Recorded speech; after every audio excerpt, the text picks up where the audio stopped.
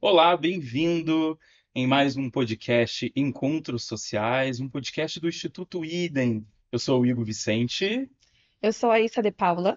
e juntos estamos aqui em mais um encontro. E aí, como que você tá?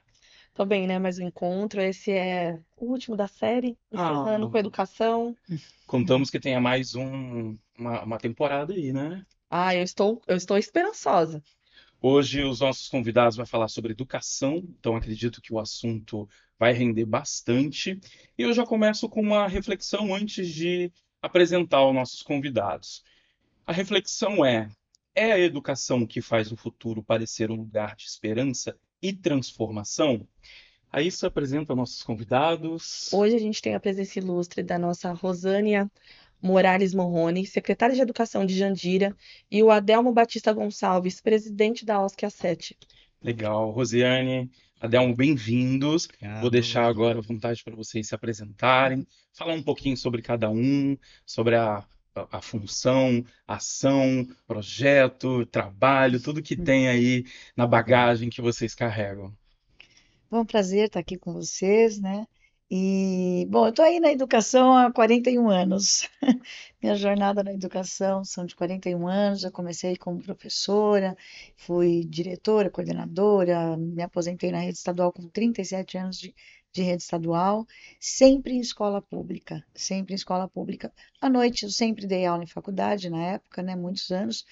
E hoje fui subsecretária de Estado da Educação, 5.300 escolas, 4 milhões de alunos das escolas estaduais. E hoje eu estou em Jandira como secretária de Educação, que eu tenho um enorme carinho por Jandira. É uma região vulnerável socialmente, mas é uma região muito rica, de pessoas, de talentos, né? De acolhimento. Então, eu gosto muito de trabalhar lá, de estar lá. Ótimo. Que bom que você está aqui hoje. Tá, boa tarde. Obrigado aí pelo convite. Eu sou iniciante nessa parte dessas entrevistas. Eu sou Adelmo, né? Sou Adelmo Batista Gonçalves. Eu sou atual presidente da A7, Associação Educar para Transformar. A gente faz um trabalho na cidade de São Paulo. Ela é de 87, mas nós estamos na frente desse trabalho desde 2010, à frente da instituição. Mas eu, desde os 19 anos, mesmo morando no Pará, já fazia esses trabalhos sociais, né? Na comunidade da Boa Vista, uma comunidade remanescente de quilombolas, que ela é localizada nas margens direita do Rio Trombetas, ao lado do projeto da Vale do Rio Doce, onde há muitas vulnerabilidades também. Aí chegando aqui em 90, desde lá também não, nós viemos fazendo esses trabalhos voluntários, né? Sempre voluntário, na periferia de São Paulo. Fomos morar no Jardim Vista Alegre, é uma região que é bem carente, e aí veio essa necessidade logo de estar fazendo esses trabalhos. Eu, apesar de ir para uma empresa boa, a Editora Abril, eu, dentro da Editora Abril, busquei fazer voluntariado nas instituições. E de lá para cá é o que eu venho fazendo, mesmo atualmente sendo presidente da instituição, né, que hoje já tem um porte legal de trabalho, né, a gente continua ainda arregaçando a manga e até mesmo para ir para limpar chão, rua, fazer qualquer coisa que for necessário nessa área, para a gente auxiliar a comunidade que necessita, a gente está sempre disposto a fazer. É uma coisa que eu sou apaixonado, está na minha alma, no meu espírito. Tenho os dons para essas coisas, porque é que me alegra fazer esses trabalhos sociais. Então, acho que é isso um pouco. Que legal. E a educação, gente, faz o futuro parecer um lugar de esperança e transformação? Paz acontece. Mas é preciso que todos nós estejamos engajados no ensino de qualidade,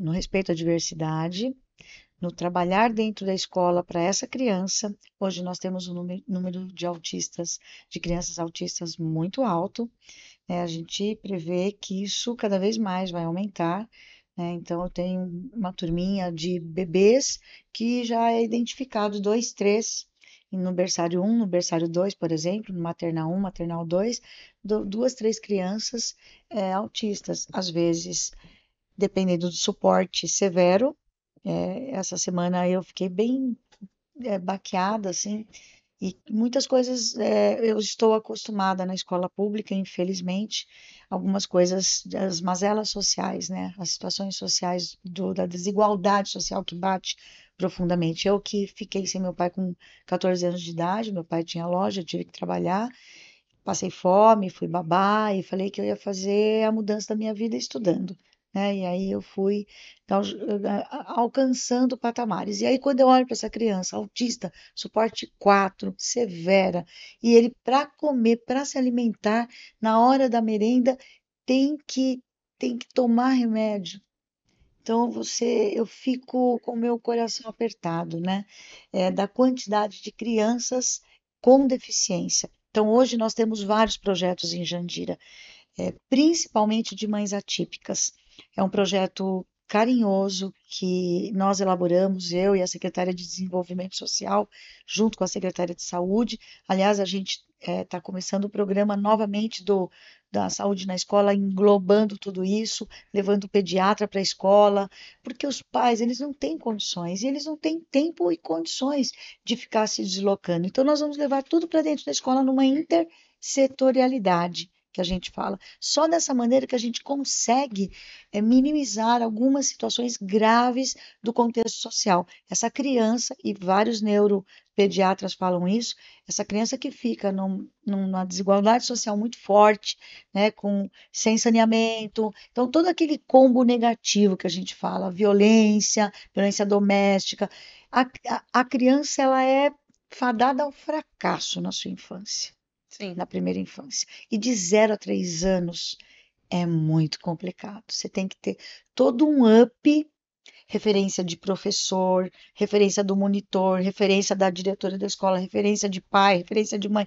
Porque se a criança não tem, de 0 a 3 anos é muito complicado. E o estímulo sensório motor. Então, quando você olha essas crianças, eu me aperto o coração. E aí, cada vez mais, o prefeito é médico, o doutor Sato, então ele vai junto com a gente. Ele, não, vamos junto, vamos ver o que a gente consegue para minimizar essa situação. Então, hoje, a escola pública, ela precisa desse trabalho de intersetorialidade, né? Várias secretarias ajudando essa primeira infância, para que ela possa alavancar, quando ela chega ali no ensino fundamental, ela está melhor preparada, está mais estimulada, está mais alegre, mais contente. Isso é um contexto que os próprios neuropediatras falam, né? Então, a nossa responsabilidade, finalizando essa parte, é muito forte.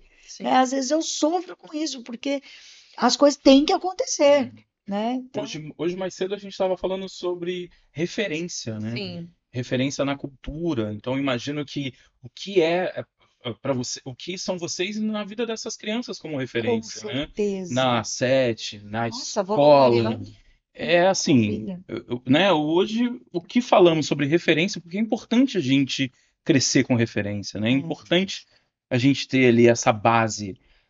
E assim, ó, quando eu falo também, se me permite, da Sim, com certeza. intersetorialidade, não é só a Secretaria de Desenvolvimento Social, Saúde e Educação. Quem tem que estar junto com a gente também é a Secretaria de Cultura. E aí é que é a nossa menina dos olhos. Anda junto, O ano né? passado, e essa semana eu começo a reunião com a cultura novamente. O ano passado, com aquele fundo de cultura, eles contrataram Bumba Meu Boi, peças de teatro para criançada, de maternal até o 5º ano, que é a nossa demanda, né? Vai até os quintos anos do ensino fundamental, Fundo 1. Nossas crianças vibravam, aquele Bumba Meu Boi cantando, eles se envolvendo. Então, assim, a cultura ela tem que fazer parte, né, com o desenvolvimento da percepção. Né? Como fui professora de balé clássico 10 anos, né, fui professora de educação física, então eu gosto muito da cultura, porque ela amplia a visão de mundo da criançada, né? Sim. Hoje eu sou escritora, eu tenho 2 livros publicados, infantos juvenis, e que está num grande magazine Vamos falar do dele já Brasil. já. Tá aqui na nossa Então, a pauta. cultura é o que eu mais sou apaixonada, juntinho, coladinho com a criançada. E você, enquanto à frente de uma OSC, como que você enxerga? Então, a educação para a gente, ela tem que ser dar esse norte, né? Essa situação de a gente achar que há uma luz no fim do túnel, né? Eu só acho que ela deve ser mais inclusiva no Brasil, né? O Brasil ainda tem uma grande dificuldade de fazer essa educação na prática, ela realmente trazer resultados bons para a população. Eu acho que ainda fica, até que o pessoal consegue discutir um pouco, se sentam nas mesas, as discussões, mas a execução dela, eu acho que ainda há um pouco de dificuldade. A, a gente ainda tem um grande número de pessoas, por exemplo, que saem hoje da sala de aula sem saber ler e escrever, né? É, a gente nem pode hoje repetir o aluno, né? Acho que tem até algumas regras aí que meio que É, proíbe não isso, né? pode. Então isso é muito complicado. A 7 hoje, apesar de ela tá nessa situação ainda, que não busca tanto essa educação de nível médio e fundamental, mas ela já vai começar a auxiliar nessa parte de reforços escolares.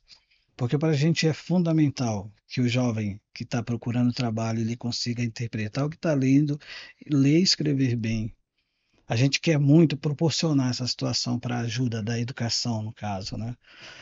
A educação brasileira, eu acho que ela, se ela saísse um pouco mais dos atritos que se passa, né, um pouquinho, está vendo, atualmente nós vimos agora um rapaz que é um jovem deputado foi eleito, né, como presidente da Comissão de Educação na Câmara, né? E aí a discussão de todos os lados, por exemplo, tanto os campos mais ideológicos, pegando um pouco no pé e pesado, né, porque eles têm uma formação razoável e a gente acha até que é detentora disso, e o outro lado acha que é um pouco mais liberal e tudo mais, então acaba havendo um choque na situação e acaba não andando os processos, acaba travando, né, um pouco. Sim, Eu acho que se vier para uma discussão razoável, quando na verdade o resultado é que vai importar, e não muito essas atividades que se tem, a gente, tanto eu acho que o Brasil ele consegue avançar mais nesses aspectos da educação. Mas nós temos, sim, como a secretária falou, essa referência. Nós temos algumas escolas que já tem profissionais ali fazendo os trabalhos bem sérios e tudo mais. Mas eu ainda vejo na educação estadual, no nosso estado, né, São Paulo, ainda precisando, nas periferias, um pouco mais avançar nessa qualidade dela, né? Que esse aluno ele sai um pouco mais preparado e para poder você enfrentar uma faculdade razoável, onde vai trazer um resultado de vida que a gente espera que as pessoas vivam, se sustente dele. O Mackenzie ele fez uma proposta para a gente, para a SET, né? Nós prepararmos alunos, nós conseguimos desenvolver espaços onde nós consigamos formar jovens, eles consigam boas notas no ProUni e encaminhar eles, por exemplo. Eles deram toda essa estrutura para a gente, para fazer isso. Mas eu sou um apaixonado pela educação e eu acho que também não há um outro caminho verdadeiro, porque é ali que você vai encontrar os seus caminhos profissionais de uma forma mais consistente, que é através dela, né? Tem que ser essa educação que nós Eu estou precisamos. aqui me segurando, né? Porque eu percebi. falei, deixa ele falar. Então, de progressão continuada, entendo muito. Eu fui professora alfabetizadora, eu fui professora universitária, muitos anos. Então, assim, cada um aprende no seu ritmo. Então, eu sou uma defensora da progressão continuada, desde que ela tenha acompanhamento desse aluno no contraturno ou na recuperação constante dentro da sala de aula, que está previsto na LDB, na Lei de Diretrizes e Bases da Educação Nacional. O aluno tem que ser recuperado. Então, ele tem. Não dá para aceitar um aluno de quinto ano que ele está no pré-silábico sem valor, que ele não esteja alfabético. Então, aconteceu alguma coisa nos 4 anos que ele estudou. É inadmissível, tá? Eu penso que é inadmissível, porque tem estratégias. Nós temos hoje um termo de cooperação com o MEC, da alfabetização das crianças na idade certa, que é até o segundo ano, que é isso que a gente tem. Acabei de falar com o meu grupo da fluência leitora, que é a prova do Estado. Então, o Estado hoje, ele colou nos municípios e que lá atrás, quando a gente já era do Estado, a gente falava isso. A rede estadual tem que ficar junto com os municípios, porque a expertise da rede estadual é muito forte, muito grande, em termos de formação continuada, de profissionais. Eu sou testemunha, né? Se eu ficar aqui, eu posso ficar 5 horas discorrendo a respeito do que a rede já fez. Então, tanto é que os prefeitos, eles pedem quem? Os ex funcionários, os ex-professores e diretores supervisores, eles gostam, não que depreciando alguém do município de forma alguma. Lá em Jandira tem muitos professores competentíssimos, pessoal do núcleo pedagógico chamado de casa do professor, mestres, doutores, pós-doc, gente antenadíssima, os diretores, mas acaba tendo essa migração por conta dessa formação. O que a rede estadual faz hoje? Então, ela proporciona a prova de fluência leitora. Então, a criança tem que saber ler. Para ela escrever, ela tem que saber ler, né? E vice-versa. Então, assim, essa coisa de toda hora de você monitorar e ir atrás de metas. Porque se você não atinge as metas, por exemplo, lá em Mogi das Cruzes, eu fui dirigente de ensino e fui dirigente de ensino de Itaquaquecetuba, terceiro lugar de violência do Estado. Eu fiquei 2 anos, fiquei 4 anos na diretoria de ensino como dirigente, eu era titular de cargo como supervisora, respondendo como dirigente. Quando eu fui para a diretoria, eu não queria ir, não. Eu era secretária municipal da Mulher em Poá. Paulo Renato, finado, falou assim, professora, a senhora é muito pedagógica, a senhora é da rede, preciso que a senhora vá, temos 3 currículos, vai lá. Fui fazer entrevista. Era Maria Helena Guimarães de Castro. Ela falou assim: qual o problema de Itaquaquecetuba? Último lugar do estado no Saresp. A professora Rosineu Bauer falava: o que acontece com Itaquá? Fluxo. Sabe o que é o fluxo? Então, quando a gente fala de aprendizagem, a gente tem que ver o contexto social. Drogas, boca de fumo, popularmente falando. Ele saía da escola e ia vender drogas. Era muito melhor para ele. Então, a gente tinha que fazer um trabalho de engajamento, de resgate desses jovens, para que ele frequentasse a escola, porque ele tinha boas notas até. Mas quando pega o fluxo e a nota, que é a média do Saresp, que é o IDESP e o IDEB do governo federal, a nota vai lá para baixo, porque ela é uma média. Então, ele tem que estar frequente. Se ele não está frequente, com a nota, vai lá para baixo. E era isso que acontecia com o Itaquá. Em 2 anos, nós passamos a 7º lugar das 91 diretorias de ensino, estavam há 10 anos no baixo IDESP. Governo estadual, governo federal. Muito trabalho, muito trabalho. Aluno frequente, busca ativa, vai buscar, tem uma lei, é menor de idade, tem conselho tutelar, acionávamos conselho tutelar, íamos no poder de convencimento, e aí que eu falo que os pais, problema muito forte na sociedade é que os pais não impõem limite, Roberto Chiniachik e outros teóricos mais. Tem que impor limites. E isso não precisa de estar falando se é de direita ou de esquerda. Você não pode deixar seu filho de 12 anos de idade na madrugada da vida, 2 horas, 3 horas da manhã, com uma série de fatores aí que está acontecendo. Vindo bêbado, drogado. E Itaquá passava por isso. Então, nós tivemos que, na intersetorialidade, envolver todo mundo. Dá um baita de um trabalho. Conseguimos, conseguimos. Quando entrou o professor Herman, Paulo Renato saiu, o professor Herman me chamou. Como é que você conseguiu? Há 10 anos era o último lugar das 91 diretorias de ensino. Desde o Mirante Paranapanema, Vale do Paraíba, todo lugar. Todo mundo falava que Itaquá era um lixo. Esse era o nome de Itaquá.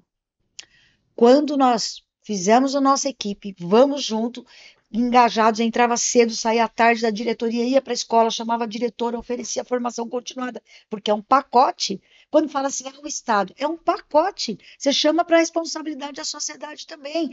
Pais, comunidade presente dentro da escola, então não é fácil. Além de impactar o aluno, precisa impactar a família, né? Eles precisam chegar até a família. Nós conseguimos, com muito trabalho. E aí eu falei, planejamento estratégico, estabelecimento de metas, plano de ação, foco.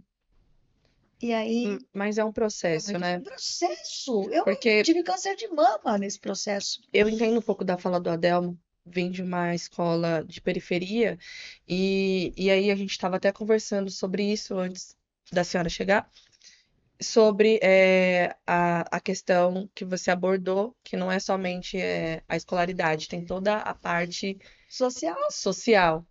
E aí você falou sobre os pais, mas como que a gente resolve quando esse pai, essa mãe tem que ficar horas a fim trabalhando? Eu falo porque a minha realidade foi essa. Minha mãe saía de casa às 7 horas da manhã, chegava em casa às 11 horas da noite. Óbvio, fui uma exceção de uma adolescente que respeitou e ficou dentro de casa. Mas se eu não fosse isso, como a maioria dos meus amigos aconteceram isso, tinham essa rotina. ficar fora de casa fora. E aí, esse pai às vezes nem consegue ir no conselho tutelar, ou nem consegue ir numa reunião, porque se ele perde um dia de serviço, ele perde o emprego. Entendeu? É o Então, problema. Mas nós conseguimos. Como? Reunião fora do horário, reuniões de pais de sábado. A gente colocava no calendário reuniões de sábado, que é o que a gente faz. Também lá em Jandira, nós fizemos isso ano sim, passado. Então, assembleias de pais, eu gosto muito das assembleias dos alunos. Lá tem assembleias mirins desde o maternal. Nossa, convido vocês a irem para lá. Vocês iam adorar, vocês também, todo mundo com aqui. certeza. As assembleias escolares, eles discutem os problemas, as fragilidades e as potencialidades da escola e da vida deles, né? Então, eles fazem aquela roda de conversa, e aí o cartazinho lá, eu sugiro, eu critico, eu parabenizo, né? De alguma forma, o professor é o escriba, se ele ainda não está alfabético, mas se ele está alfabético, ele vai lá e coloca o que que ele sugere, o que que ele critica, o que que ele parabeniza na escola. E ele fala da vida dele também, as competências socioemocionais, que hoje não adianta só a cultura erudita. Tá, a BNCC está aí. Ela tem que estar inserida no contexto dos componentes curriculares e no trabalhar da rotina da escola, não é festinha. Quando a gente fala competências socioemocionais, o pessoal fala assim: ah, é tudo carinho, amor, flores. Nem tudo são flores. Às vezes você vai ter que parar para falar das fragilidades até dos funcionários, até dos professores. Nós temos um projeto lá em Jandira, Acolher Educação. Porque após pandemia, eu dei formação para 15 municípios na pandemia. Tinham diretores que falavam assim: eu vou morrer. Por que você está dando formação para mim? Eu vou morrer pelo Meet. Vou morrer. Uma coordenadora que falou: cheguei na escola, parecia Walking Dead. Tudo pó, eu saí correndo, eu vou morrer. Então, assim, as pessoas, quem não estava ali full time na educação, Ativo. não tem ideia do que foi essa pandemia. E que ainda tem resquício dela. Não só na aprendizagem, como na saúde mental. Essa era a minha próxima pergunta, né? Qual que é o cenário atual da educação no Brasil? Eu só queria fazer um adendo rapidamente sobre Pode educação falar. ainda. Então, na verdade, todas as coisas exigem muito trabalho, né? Sim, Muito. Todas muita as entrega, né? Cada caso é um atividades, todos os caso. processos têm que ter muito trabalho. E para as escolas, por exemplo, ela passarem por os processos que a gente espera, né? Ela tem que ter muito trabalho, desde o seu diretor. A gente costuma culpar, às vezes, muito o prefeito, o governador, o presidente, mas, na verdade, é todo um corpo diretivo da base, da escola, né? Nas escolas que nós temos convênios, a gente tem essa conversa com as nossas diretoras. É muito grupo também ali, né? Então, a gente acompanha nossos filhos. Nós chegamos em São Paulo em 90. Eu acompanhei eles desde esse período na sala de aula. Só parei quando eles foram para a faculdade, que só ia buscá-los. Mas Uhum. então eu conheço, eu acabei entrando muito dentro das escolas. E também quando fui conselheiro tutelar, acabei entrando. Um período eu fui também inspetor de aluno, então você acaba entendendo um pouco de dentro da Tendo escola, né? experiência. A escola, ela precisa passar por ainda esse ajuste dessas conversas, né? Fora os campos ideológicos, né? Tirar um pouco isso, independente como a secretária está falando, independente de quem seja naquele momento, precisa ter um alinhamento, seja, né, dos sindicatos, seja dos parlamentares, seja dos diretores, mas uma conversa para ter um resultado de qualidade da educação para as pessoas.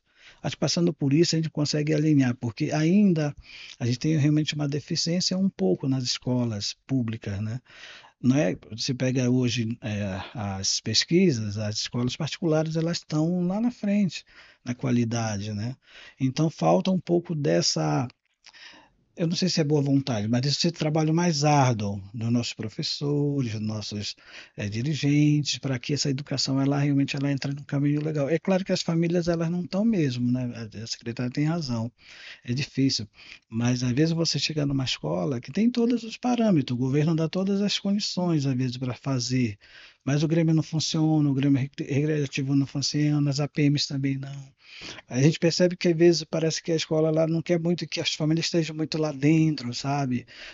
Tem ingerências, então aí isso dificulta que quando você faça um trabalho mais consistente, né? Um Porque pouquinho. os pais não participam e não É, cobram. os pais Os pais têm que ficam meio, cobrar. alguns ficam meio distantes.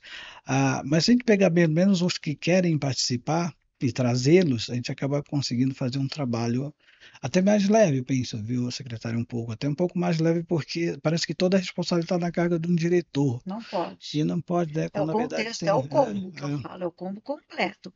Quem fala assim, o problema é do Estado, o problema é do município, o problema é do diretor, o problema... Não, é o pacotinho todinho funcionando. O problema está dentro de casa, né? Também. Começa daí, Exatamente. assim. E isso atinge de tal forma a criança, né, a vivência dele lá Sim. na ponta. Olha, eu dei formação para uma creche escola, e a criança, eu notava que ela não participava das atividades, e no Vale do Paraíba. E eu vi aqui um vidinho dela, um bebê, berçário 2. Não, berçário 1, ela estava engatinhando. Todo mundo brincando, e a gente estava trabalhando com planejamento estratégico, parte pedagógica, que é a BNCC da educação infantil. E eu chamei, eu falei, como que ele chama? João.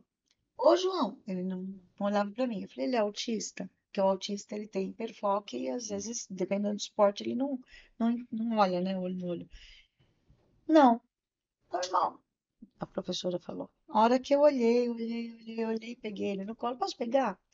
Escorria assim, ó, a infecção do ouvido. Uma mãe novinha Uhum. que vivia no Pancadão. O Pancadão era ao Se lado da prepara, né? creche, era uma comunidade. E a criança nada do médico. Eu falei para a diretora, mas você tem que acionar o conselho tutelar, porque são maus tratos. Então, às vezes, e aí eu vou defender o diretor, mas também vou falar que ele tem que ter coragem, porque na educação você tem que ter Precisa. coragem. Se você é secretário, se você é diretor, se você é supervisor, se você está num cargo de gestão na educação e não tem coragem, vai embora, Sim. porque não é fácil, não. Eu denunciei uma menina que sofreu abuso sexual, que a professora me trouxe, eu como diretora de escola, em Poá, 2.500 alunos, e o pai foi preso, e a mãe foi me ameaçar com uma faca na bolsa, abriu a bolsa assim na saída da escola, eu fui pegar meu carro no estacionamento, ela falou assim, eu vou te matar, ela era conivente com o pai. O que eu estou dizendo para vocês é que a situação é mais embaixo. Terrível, é Não, mas terrível. é estrutura, né? É Terrível, é terrível. estrutural, e Falta, todo mundo tem que estar junto. falta educação, falta cultura, porque assim, a gente está falando de mente vazia. Quem quer mente vazia? O Estado quer mente vazia? O Estado quer pessoas pensantes? Não, como é que é? É, Como é que essa criança que está Como eu que sendo vai também, ser? que foi eu abusada, também, essa eu menina, também como percebo isso. faz? Isso. E lá em Jandira aconteceu também. Eu falei isso na Câmara. Eu falo aqui porque eu falei na Câmara e é para todo mundo. Só não citei a escola e a criança. Chamei o conselho tutelar e falei: olha, a gente tem que resolver o problema dessa menina. Porque está aqui a psicóloga, ela apontou, a menina fala coisas absurdas e repete sempre as mesmas coisas. Não vou falar aqui, mas assim, ela sofre É, abuso sexual. E eu falei, aqui não vai ser Ilha de Marajó. Não vai. Onde todo mundo sabia, só conheço até Manaus e Belém do Pará ainda não fui, mas só conheço ali, né? Mas quero ir. Fortaleza, conheço aquela região, não lá em cima. E vocês sabem que vocês são de lá. Todo mundo sabia e não denunciava. Agora fica falando que, não, descobriram agora, então isso é mentira. Claro que não.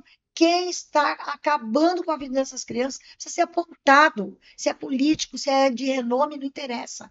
E cadê o governador agora? Desculpa. Mas cadê o governador que está quietinho? Cadê o secretário de Estado da Educação, que era daqui? Desculpa a crítica, e que está lá.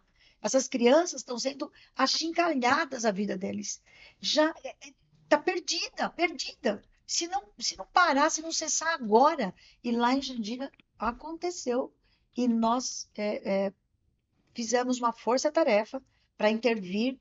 E nós ficamos ali de saia justa, tentando o mais rápido possível tirar essa criança do lar, e nós conseguimos, graças ao prefeito, ao conselho tutelar, a todo mundo junto, mas a ameaça passa pela nossa cabeça.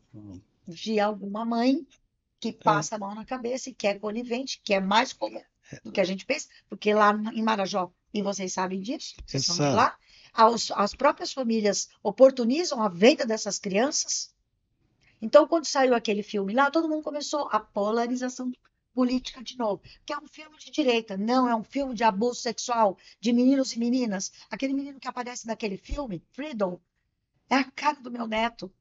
Eu chorei quando eu comecei a assistir aquele filme, chorei, eu me senti incompetente. Eu falei, eu preciso cada vez mais atuar nesse sentido, de denunciar cada vez mais, de ter trabalhos de erradicação do trabalho infantil. Hoje está tendo uma live lá em Jandira sobre isso. E aí, juntarmos cada vez mais com as mães. Então, assim, nós não podemos permitir violência doméstica. Eu fui secretária municipal de Poá, a quantidade de mães que passam a mão na cabeça porque tem medo que os maridos larguem e que não dê mais condição financeira para elas. Então, assim, empoderar essas mulheres cada vez mais. A situação não é fácil. Essa, Então, não é só uma coisinha da educação, não é só uma aula de reforço, entendeu? Sim. essa, Não é. essa coragem que a secretária fala, na verdade, todos os agentes públicos devem ter, porque é uma coragem que tem que ser em defesa das pessoas, né? E a gente, principalmente, na defesa de crianças, né, que estão ali. Então, se o pai gostou, se alguém não gostou, Olha, aí precisa ter essa coragem para fazer essa defesa, como acontece nos nossos trabalhos, que às vezes os pais também ficam, mas fazer o quê? Ali, na verdade, a defesa da criança. O importante o sim, importante é a gente focar o quanto a educação ela pode ser transformadora. E é isso. colocar a educação em primeiro lugar, botar ela na frente, e acaba deixando para trás toda essa problemática que existe, Não né? pode pela polarização, não pode. Eu tive a oportunidade de estar na SET e eu vi o quanto aquela criança saindo da escola, correndo, subindo aquele morrinho e correndo, chegando Eu lá, adoro escola. e ter um lugar confortável para passar a tarde Precisa. com educação, com música, enfim, com tudo que vocês oferecem ali. Eu acho que é isso que é importante, a gente É isso, trazer é isso. essa criança, esse adolescente, essa pessoa e colocar num lugar onde ela, olha, você tem um futuro.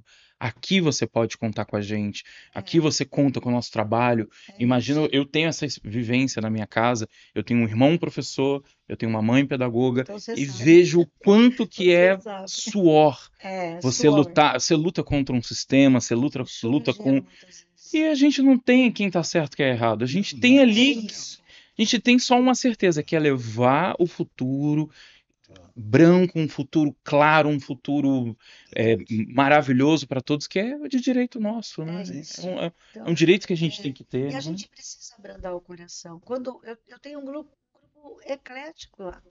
E quando começa alguma polarização, eu falei, gente, volta a calma, respira aí, vamos olhar essa criança. O que é que a gente precisa? A escola não está atingindo a meta, porque assim, o grande problema é você provocar a exclusão dessa criança. Quando que você provoca a exclusão dessa criança? Quando ela vai para o 5º ano e ela não está alfabética ainda, porque a alfabetização na idade certa está lá no Plano Nacional de Educação, é no 2º ano. No nosso plano municipal, no plano estadual, é no 2º ano do ensino fundamental. A gente está falando dessa problemática de leitura, mas também tem outras problemáticas, né? Quando a gente fala e a gente desbrava, acho que eu posso utilizar essa palavra assim, Sim, a educação, né? Tipo, o ensino, bacana, gostei da a palavra. parte, a parte histórica, a parte de geografia, a gente também entende que também não é um ensino voltado para as populações brasileiras. A gente tem Tá muito. mudando, BNCC tá aí. Sim, não, ela tá mudando. Foi até o que eu mencionei antes da senhora chegar, que em 2011, quando eu saí da escola, foi quando eu recebi o meu primeiro livro sobre educação africana. E aí, sim, eu A percebo que está BNCC é de faltando. 2018. Sim, só que a senhora não entende que isso talvez é de uma forma tardia esse processo? Muito. Vou te contar uma. Foi bom você me falar. Eu tenho netos negros, né, afrodescendentes da minha filha. É, então, eu sei muito bem o que eu falo. Mas, muito antes disso, quando eu fui ser professora, eu falei, eu não quero ser uma professora comum. 1983. No 2º ano, a escola escolhia quem era noivinha, todo mundo sabe, loirinha de olhinho azul, eram as noivinhas. E aí as mães falavam assim, professora, eu queria tanto que minha filha fosse noivinha, e era assim, antes da festa junina. Eu queria tanto, eu queria tanto. Falei, chamei as mães para uma reunião, vamos fazer uma quadrilha só de noivos? Vamos! Gente, eu falo, eu me emociono. Assim, eu coloquei um padre negro, um noivo japonês, e aí, assim, como e todas as outras meninas de noiva e os meninos outros também. E a mãe falou para mim, do padre que era negro, ele falou assim, ele não quer festa junina, né? Tem aquele teatrinho Uhum. antigamente, né? É, E o que era antes não é agora, né? Então tinha antes. E aí meu filho nem dorme, a mãe falou para mim, nem dorme, ele fez eu fazer uma batina para ele de padre, por causa que ele nunca viu um padre negro. Então, 1983. De lá para cá, com os movimentos sociais de 88, de toda essa efervescência política de lá para cá no Brasil, recentemente também, então ajudou muito. Tanto é que a Base Nacional Comum Curricular ela fala muito da diversidade, desde a educação infantil.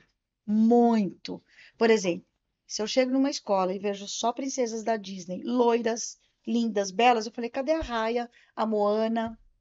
É o multiculturalismo, que eu dou muita formação sobre multiculturalismo. Falei, cadê? Então, assim, dei muita formação de cultura indígena, africana. Tenho um trabalho na escola quilombola, que acompanhei o governador Geraldo Alckmin na época lá em Itaoca. Tá, legal. Itaoca. Então, assim, então eu sempre trabalhei com a diversidade. Alguns professores fizeram isso? Fizeram. Outros não. Só que hoje não tem mais jeito. Se eu pego um monte de cartazinho lá de princesas belas, bonitas, eu chego na escola, eu olho assim a diretora. Ah, já sei o que você vai falar. Eu falei, ou você tira todos os cartazes, né? Isso não acontece lá, mas nas minhas formações aconteceram. Então, assim, a gente precisa olhar para todas as pessoas, sem distinção. E ainda acontece. Se eu vou no mercado com a minha neta negra, ela tem o cabelo liso porque a avó dela não está escutando, né? A avó número 2, porque um sou eu. Ela é neta de. Gostou, né? De Índia. É neta de Índia. Então, e o pai é da Ilha da Madeira. Então, ela é morena mesmo, ela é parda. E então eu tenho orgulho deles. Mas se eu vou no mercado, quando eles eram bebês, o senhor acredita que as pessoas olhavam para mim? É adotado ou é seu filho? Só faltava falar, seu marido é negro? Então, assim, eu sei o que eu passei na minha casa, né? Então, não é fácil. O lápis cor da pele. Pega o lápis cor da pele. Até recentemente o professor falava isso. Mas que pele? Mas que cor da pele? Aí pegava a cor da pele qual? O beijinho, o clarinho. Não era assim na nossa época? Vocês são mais novos. Na minha época era assim também.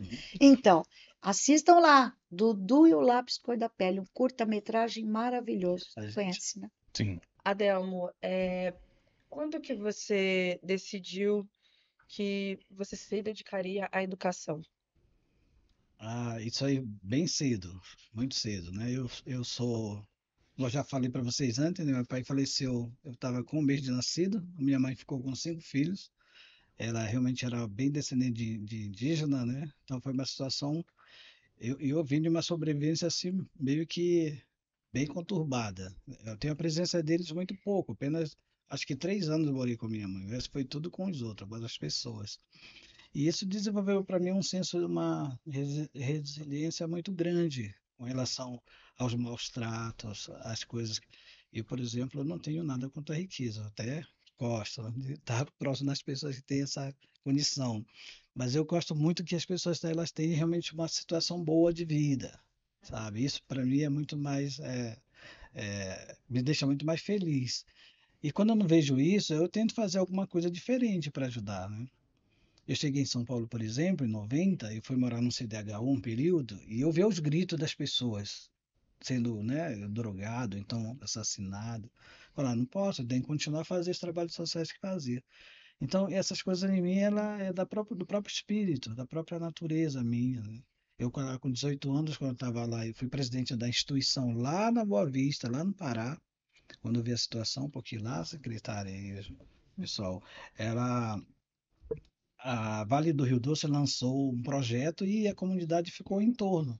Meu pai e minha mãe moravam ali. Apesar de eu ser funcionário da Vale, trabalhava na Vale, mas muita gente, a cultura deles é de estar na caça da pesca, né? E aí não tinha condições nenhuma. Então tinha que desenvolver escola, transporte, saneamento básico, a parte de iluminação, energia, né? E aí, quem que vai buscar? Às vezes o pessoal não tinha muito essa vontade de fazer, tinha que estar no meio com eles. Então é uma coisa bem, muito, muito. há muito tempo que isso me desperta, essa situação. E aqui em São Paulo também, eu não consigo andar na rua de São Paulo se eu não observar que tem buraco no asfalto, que a luz está quebrada, que de repente aquela árvore vai cortar energia, sabe? Que a segurança ainda está alta. A comunidade que eu moro, por exemplo, as rendas elas são baixas, que ainda há muita gravidez precoce, que há muito usuário de droga, como lá no 17, por exemplo, bem em frente a uma boca de fumo bem pesada ali, muito É um pesada. bairro bem, É bem difícil. problemas Então, sociais bem complicados. você não pode se sentir confortável se você não oferecer uma contrapartida, né, uma outra forma de vida para a criança, para o jovem, para os adultos, né, idosos, seja qual for. Porque o Estado, ele faz sim, numa cidade como São Paulo, desenvolvida. Os poderes públicos têm trabalhado sim, a gente percebe, mas ainda há Muita muito mazela, problemas muito nas problema. cidades. Assim. Então, se você puder auxiliar com alguma coisa, se torna mais fácil. A gente percebe que, por exemplo, apesar de ter muitos equipamentos públicos na cidade de São Paulo, às vezes esse equipamento público, alguns acabam não tendo pessoas que estão lá dentro com as características de fazer uma abrangência maior. E às vezes não é problema com o secretário do prefeito, o negócio, às vezes é as escolhas internas que tem que ser feitas por demandas, né, públicas que se dá, mas nem todo mundo tem um perfil de trazer aquela população para participar. E aí, às vezes, fica um grupo mais seleto e aí as entidades já têm que entrar nessa para democratizar mais esses meios, para trazer mais pessoas. Então, ela é antiga, eu amo fazer isso, acho que até o último dia da minha vida vou estar fazendo, né? Aqui em São Paulo a gente começou muito nessa onda de auxiliar mesmo as coisas assim, dessa forma, né, como eu lhe falei, de as pessoas estarem gritando nas suas casas, no outro, e você tentar oferecer ajuda, como também você, às vezes, você tá indo nas escolas para procurar fazer um trabalho voluntário, né? Saber se precisa, e às vezes até havia necessidade, até chegar na direção dessa ONG que a gente está hoje. Mas ainda existe muitas coisas a ser feita ainda, muita, mesmo na instituição que nós temos. Eu, por exemplo, trabalhei o tempo todo voluntário, nunca tive assim nenhum alinhamento político, nunca recebi recurso financeiro do poder público para isso. Mas a gente percebe que hoje a população ainda está muito disso. Aí eu faço, mas quanto que eu vou ganhar? Hum. Você entendeu? Elas não querem. E às vezes tem tempo livre. Eu trabalhava na editora Abril, eu tinha 2 dias de folga. Eu estou de folga. O que que eu vou fazer da minha vida? Vou ajudar alguém. E hoje em dia as pessoas não, elas estão sempre atrás de recursos financeiros, de poder às vezes, né? Às vezes você chega nos bairros, por exemplo, no meu bairro ele tem um monte de instituição social, muitas lideranças, mas às vezes eles se engalfinham por poderes ou por outras situações que às vezes não desenvolvem o bairro. Né? A gente estava agora nessa conversa que estava, uma conversa que ela se dá, mas preciso dizer, nós precisamos andar. Qual que é melhor para andar? Vamos andar para o lado correto, né? Assim, então vamos seguir esse lado, se é com a direita ou com a esquerda, mas precisa fazer com que as coisas avancem e não trave. Às vezes as pessoas querem travar e para. Aí não sai nem para um lado nem para o outro. A praça não é construída, às vezes o rio não é canalizado, por alguns entraves. Então essa vontade do social de fazer esse trabalho, ele se dá assim espontâneo, muito espontâneo, nas escolas, na cultura, na saúde, onde tiver a situação que precisa se fazer alguma coisa, nós faremos. E daí que surgiu essa vontade de montar lá a sete. Conta um pouquinho Ah, tá. qual foi ali o propósito de De, Eu vocês. sei que vocês estão em 10, vocês têm 10 centros, né? Estão isso, em 3 territórios daqui de São Paulo, que é a isso, Zona Sul, aí exato, vem a região da Brasilândia, o Jaraguá. exatamente. Então, a gente, como eu falei, era voluntário. Eu era funcionário da Editora Abril, e na época eu já fazia esse. A Editora Abril ela tinha um chamado Mãos à Obra. Você se inscrevia lá e você ajudava uma ONG. Então, eu fiz vários trabalhos voluntários dentro da Editora Abril. Aí teve um período que eu saí da Editora Abril.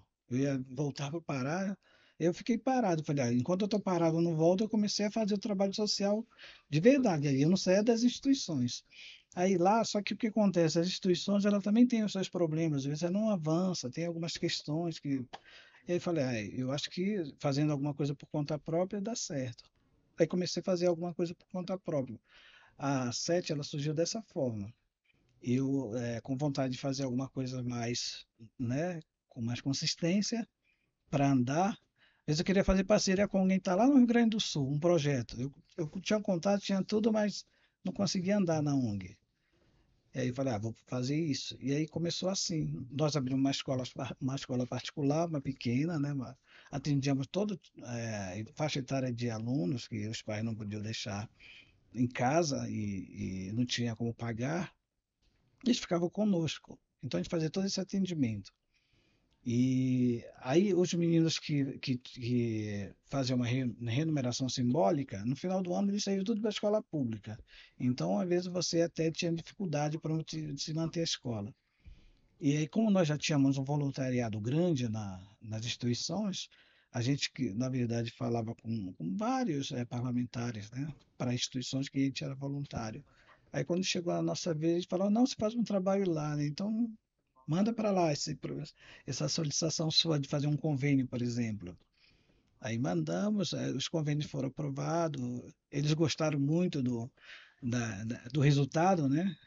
Das propostas que fizeram, aí começamos a fazer convênio em 2010, dessa forma, de uma escola que era particular, ela foi conveniada, aí começou a andar assim.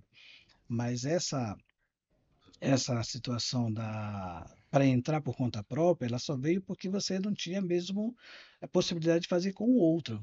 Porque eu fiz uma reunião no CDH onde eu morava, onde tinha essas situações, com mais de 40 pessoas para abrir essa instituição. Todo mundo estava muito animado. Na hora que foi colocar no papel, colocar os CPFs, os nomes, Todo todo mundo mundo, sai correndo. não, não vou não. Aí então o caminho é de você ir para uma ONG quase que meio fechada, né? Sim. Como que é com a família. E aí andou. E depois, assim, o poder público é que tem nos convidado. Graças a Deus, a gente tem passado por isso. Porque isso é um outro propósito que eu não vou. Algumas pessoas podem não entender, né? Mas isso não é um mérito meu, da minha família, por nós termos conhecimento ou ter dons para isso. Isso aí vem mesmo, é divino, né? Deus é que tem acompanhado fazer essas coisas porque a gente não tinha nenhuma condição para fazer o que nós fazemos hoje. Então, o poder público, todos eles que passam conosco, eles gostam, eles ficam ali, eles fazem defesa desses trabalhos. As pessoas que fazem, né, que são responsáveis para fazer os apontamentos, está bom, está errado, eles mesmos fazem as defesas, eles indicam um prédio para a gente. Né? Essas minhas andanças de voluntariado, eu conheci muita gente da direita e da esquerda, tenho muitos amigos, tanto da direita e da esquerda, até falando para ela do pessoal do Progressista, né, que fica ali em Moema, no escritório, eu estava conversando com ele um dia. E aí, às vezes, essas pessoas, por exemplo, elas vão parar dentro de um governo, o governo é eleito, aí eles falam, você tem um trabalho assim, ó, tem um serviço ali, você quer assumir? Então se dá um pouco assim nesses avanços, né?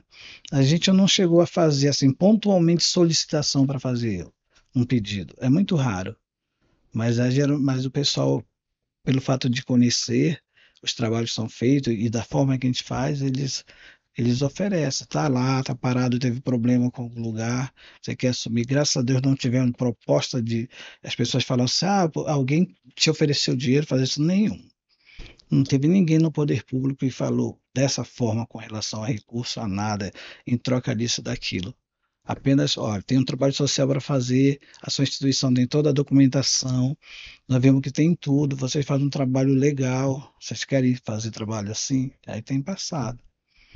Eu E tive a oportunidade de estar lá, né? E eu acompanhei a aula de música, canto, kickbox, a isso. luta, o que entrava de criança, e entrando, e entrando. Eu falei, não vai caber isso tudo aqui dentro? E todo Ah, mundo se organizou e todo mundo. Aí a Dani, né, no dia que a gente foi, ela pegou, ela fez incentivou as crianças falarem um pouquinho sobre os professores emocionados em poder transformar, né, até onde eu transformo essa criança, né? Então, a gente estava falando mais cedo sobre uhum, referência.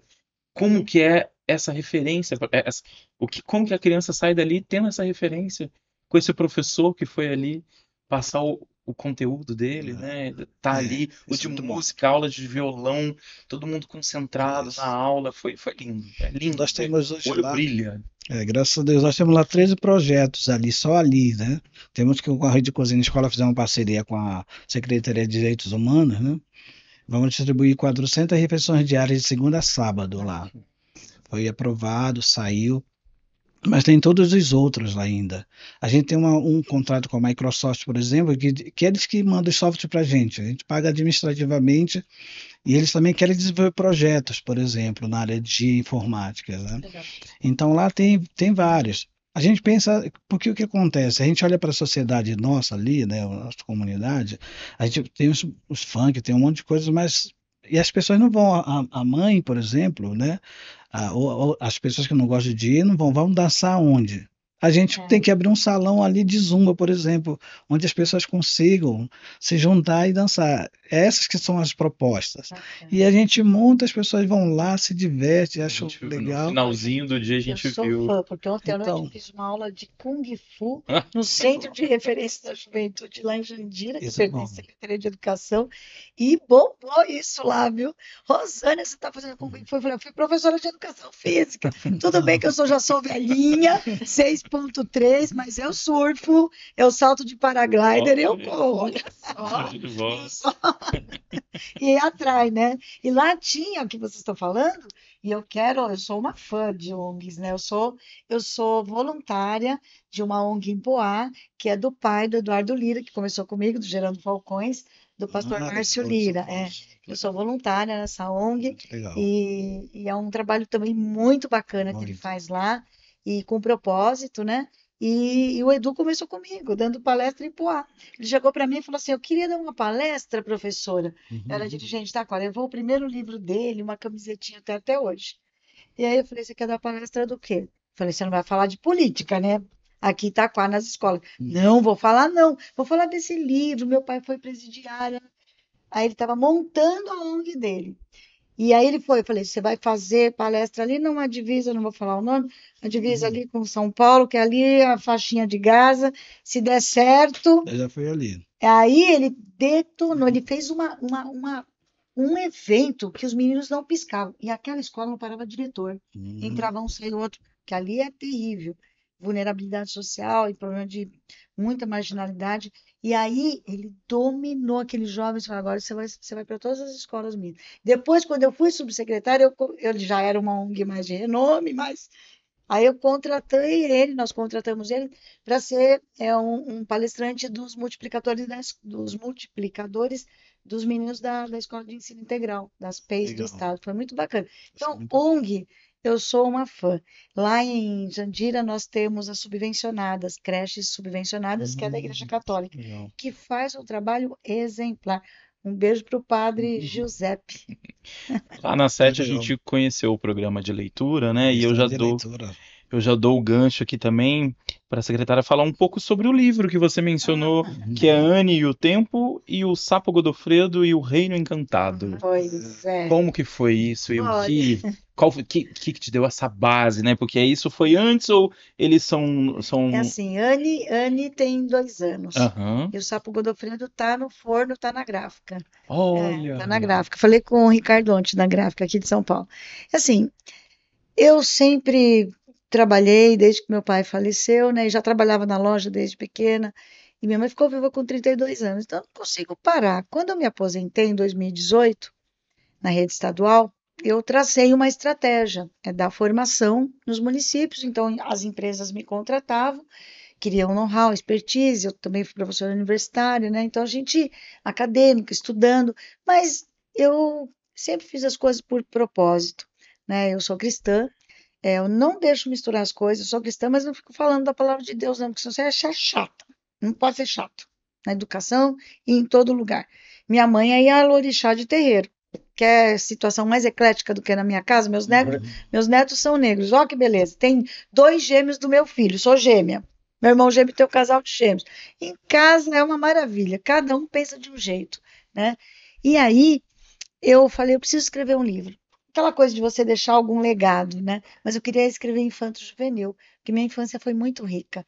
E aí eu escrevi Anne e o Tempo, por causa da minha neta, quando eu tive o câncer de mama, ela também teve um câncer com 3 anos, e ela perdeu o rim com 3 anos, ela quase morreu com 3 anos. Foi muito duro, foi um teste de fé em casa, né? Com o meu câncer e o dela. Mas estamos aí sobreviventes. Ela tem 14 anos hoje, né? E aí eu precisava escrever um livro da minha infância, mas que tivesse assim alguma coisa atual. E aí eu escrevi que fala dos momentos de infância. Então eu criei uma personagem, que é a Anne, na verdade sou eu, e que fala das brincadeiras de infância, das vivências com os avós. Meu avô era de Treviso, na Itália.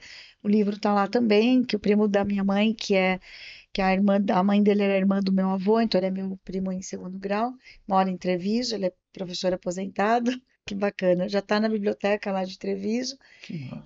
E aí assim, é um livrinho infanto-juvenil, mas se você ler, você vai falar assim, nossa, eu me enxerguei aqui, né? Alguém de 80, de 60, de 40. Bom, e aí eu mandei para o Luciano Hang da Van, posso falar? É um magazine, ou então coloca aí, é um Sim. magazine. Uhum. E aí eu mandei, porque eu não conheço ele, não sei nem quem é, e eu sou empreendedora, eu me aposentei, eu sou aposentada, então eu tenho que ir atrás, Uhum. dando formação, e aí eu mandei para ele adorou. E aí eles compraram 7.000 livros meus, tinha em todas as lojas da Van, já esgotou, que foi ano retrasado para cá. E aí ela falou, professora, a senhora tem mais livro? Tenho.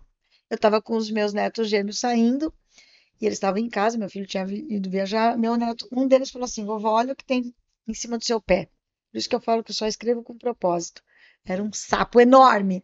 Eu morro de medo de sapo. Eu saí correndo e eles correndo atrás do sapo. E o sapo entrou no buraquinho do meu portão eletrônico e entrou o Gad, que o Gad é irmão da Anne, né? E 10 anos. Gad, vem ver o sapo, Gad. Ele falou assim: ele entrou aonde? Ele entrou aqui nesse buraco aqui. Vamos jogar sal nele. Falei, aqui ninguém vai jogar sal no sapo. Deixa o sapo sossegado. Ele tá dormindo aí. Aí o Gad virou e falou assim: ele não tá aí. Ele entrou no portal do Reino Reino Encantado. Encantado. Opa! Eles me ajudaram a fazer o início do livro, viraram os cavaleiros. Os cavaleiros passaram por dentro do portal, foram salvar o reino que estava todo, pode ser para a direita ou para a esquerda, todo contaminado. A vontade de quem interpretar.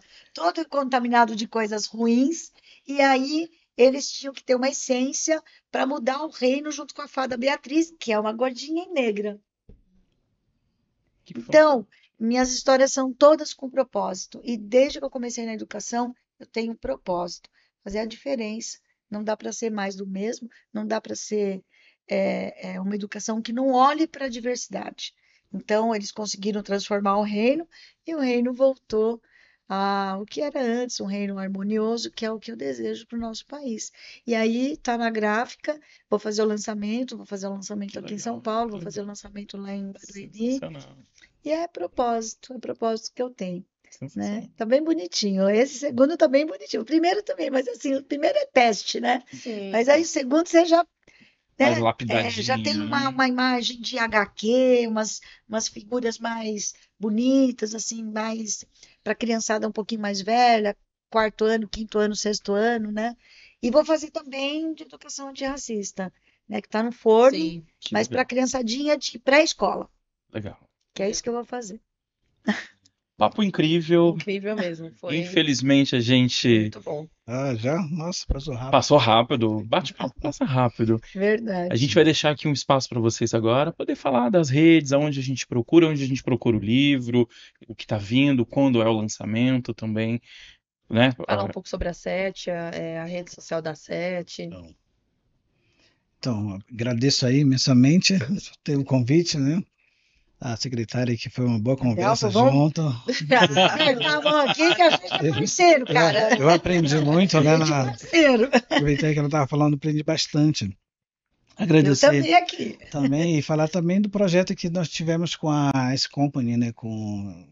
De leitura, né? Sim. Um projeto maravilhoso. Amamos, né? Esperamos que possamos fazer um novo, um pouco mais abrangente, maior. As crianças amaram, né? E vai dar continuidade. Obrigado por essa parceria de lá. Então, a SET ela tem um site, né? Que é a SET Educar e Transformar. e lá dentro tem todas as redes sociais, dentro do site, né? Ela está localizada ali no Jardim Damasceno, né, na rua Emílio Castro, 423. E as suas unidades educacionais estão nos distritos de Brasilândia, Freguesia e Ipiranga. Né? Temos unidades nesses distritos. Aqui em São Paulo, além desses projetos, né, que nós temos com a educação infantil, a gente tem esses que são também com o Condeca. Nós temos um projeto com o Condeca, o Fundo do Estado, né, na área de formação de professores, né? Bacana. E esse daí é pouco divulgado, que tem uma parceria com uma amiga que ela é psicanalista, mas é um projeto muito bom. É feito em 20 ou 10 municípios. 10 municípios, né, da cidade de São Paulo, esse projeto.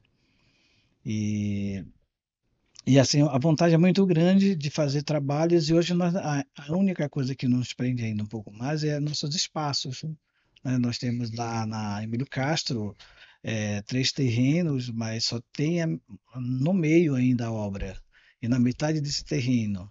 Então a gente tem poucos espaços para colocar mais atividade, que é o que nós esperamos com o tempo a gente consiga, né? Fazer parcerias e desenvolver esses espaços para atender melhor a população. Sensacional. Bacana, agradeço a participação, muito obrigada. Estamos conhecendo essa pessoa maravilhosa, esse trabalho maravilhoso da ONG. A gente fica cada vez mais acreditando que a educação tem jeito, porque é essas parcerias que dão resultado. Nós temos lá em Jandira, com as ONGs, né, as OSCs subvencionadas, e outras parcerias mais com outras ONGs. Então, assim, fortalece muito a educação, ajuda bastante, porque a gente sozinho não dá conta de tudo, né? Está numa mão, mais uma mão, né? A gente precisa de todo mundo ajudando, né? Então, eu queria agradecer. Pode me encontrar lá nas redes sociais, Rosania Morroni. Eu tirei o sobrenome do meio para ficar mais fácil. Morales é do meu pai, Morroni é do meu marido. Então, Rosania Morroni. Se quiser o livro, entra lá. Eu tirei até a minha página, porque eu sou secretária, né, de educação atualmente, então eu sou um pouquinho cautelosa, né? Primeiro o meu município, primeiro o meu prefeito, primeiro a gestão dele, que é maravilhosa, está construindo um complexo educacional lá, né, da Vila Eunice, onde vai ter piscina, e vai ter todo mundo junto e misturado, desde o berçário. É um projeto arrojado, né? O prefeito é arrojado. Teve um problema de saúde, está A melhor. secretaria ela tem um site? Ela tem o site da prefeitura, né? O site da prefeitura é o site que tem o link lá da Secretaria de Educação. Deixa na descrição também. Então é isso. Se quiser entrar em contato comigo, eu sempre estou assim me doando para a educação, falando de educação, porque a gente vive e respira educação, né? Tudo que eu consegui na minha vida foi com a educação, né? Sim. E o meu marido não é da área da educação, então ele está sempre me apoiando. Ele é da área da engenharia, mas está sempre me apoiando. Só você que conhece de educação, não vou nem falar de educação. Então eu queria agradecer muito de estar aqui hoje e ver esse trabalho maravilhoso do Adelmo aqui e do grupo. Ficamos muito felizes com o bate-papo, foi ótimo. Mais um encontro. Mais um encontro, finalizando essa temporada, né? Espero encontrá-los numa próxima temporada. Aissa, obrigado. Convidados, obrigado. Foi ótimo. Obrigada. Falar mais um pouquinho.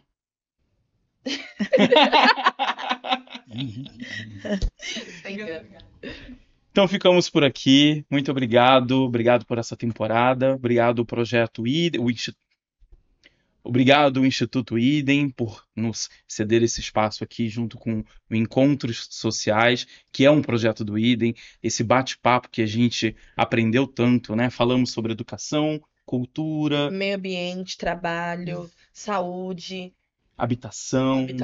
Foi ótimo. Assistência social. Realmente, assim, foram vários encontros, né? Encontros sociais, foram vários. E deixa aí nos comentários também sugestões para as próximas temporadas e nos vemos em breve.